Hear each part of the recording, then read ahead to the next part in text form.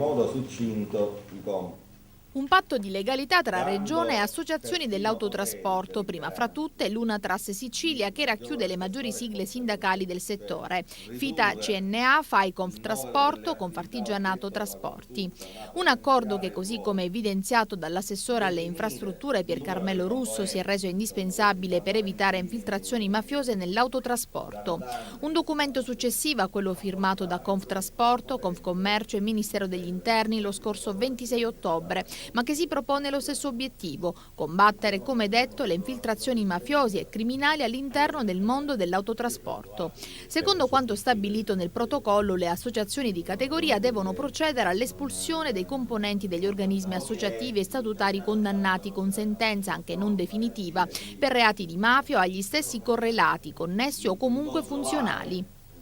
Le associazioni si impegnano a sospendere o a espellere, a seconda della gravità delle condizioni, chi fra i loro associati si siano resi responsabili di reati particolarmente gravi sotto il profilo dell'allarme sociale, vale a dire mafia, reati contro la pubblica amministrazione, a sua volta la Regione siciliana si impegna a non integrare nei propri organismi a composizione mista, intendo per esempio la consulta dell'autotrasporto, soggetti che si siano resi responsabili di questo tipo di reati o che siano stati condannati per violenze o minacce consumate in occasione o nello svolgimento di azioni di protesta e di sciopero.